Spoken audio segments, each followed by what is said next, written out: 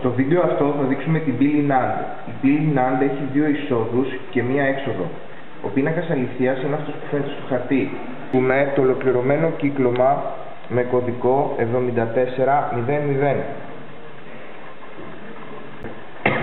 Με κλειστή τροφοδοσία συνδέουμε το ποδαράκι της τροφοδοσίας και της γείωσης του ολοκληρωμένου. Πρώτα της γείωσης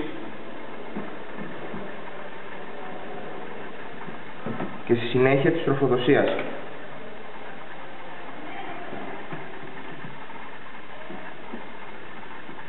Επιλέγουμε τους διακόπτες που θα χρησιμοποιήσουμε για είσοδο και τους συνδέουμε στο πρώτο και το δεύτερο ποδαράκι της πύλης NAND.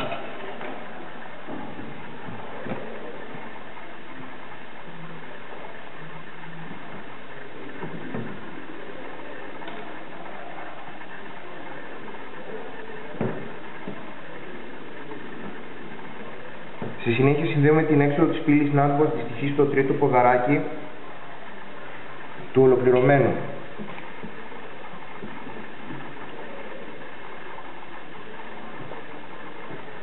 Σαν είσοδο βέβαια μπορούμε να χρησιμοποιήσουμε τα ποδαράκια ζευγάρια 4, 5, 19, 12, 13, αφού το ολοκληρωμένο έχει 4 πύλες NAND που χρησιμοποιούν πάντοτε τις αντίστοιχες εξόδους. Η πύλη NAND είναι πλέον συνδεδεμένη και παραμένει να επαληθεύσουμε τον πίνακα αληθείας.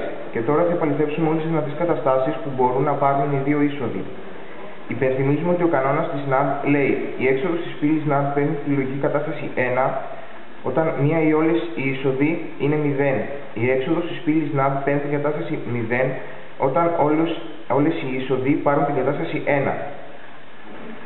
Ανοίγουμε την τροφοδοσία της πινακίδας, βάζοντας τον πρώτο διακόπτη της εισόδου σε κατάσταση 0 και τον δεύτερο διακόπτη της εισόδου σε κατάσταση 0, η έξοδος είναι σε κατάσταση 1.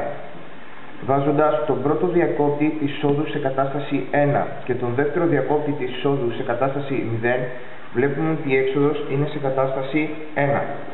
Βάζοντας τον πρώτο διακόπτη της εισόδου σε κατάσταση 0 και τον δεύτερο διακόπτη της εισόδου σε κατάσταση 1, βλέπουμε ότι η έξοδος είναι σε κατάσταση 1. Βάζοντας τον πρώτο διακόπτη της εισόδου σε κατάσταση 1 και τον δεύτερο διακόπτη της εισόδου σε κατάσταση 1, βλέπουμε ότι η έξοδος είναι σε κατάσταση 0. Οπότε επαληθεύεται ο πίνακας αληθείας της πύλης.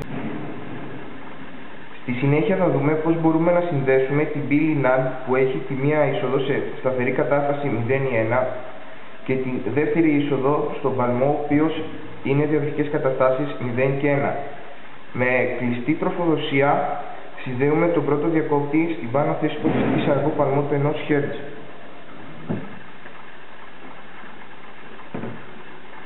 Για εποπτικούς λόγους μεταφέρουμε τον παλμό του εισόδου σε ένα LED εξόδου.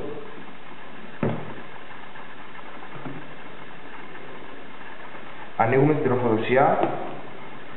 Βλέπουμε λοιπόν ότι η σταθερή είσοδος είναι σε κατάσταση 0, η έξοδος είναι μόνιμα σε κατάσταση 1, ενώ όταν η σταθερή είσοδος είναι σε κατάσταση 1, η έξοδος πηγαίνει σε κατάσταση 1 όταν ο παλμός βρίσκεται σε κατάσταση 0, το οποίο έχει σαν συνέπεια η έξοδος να είναι ένας παλμός ανάστροφος με τον παλμό εισόδου.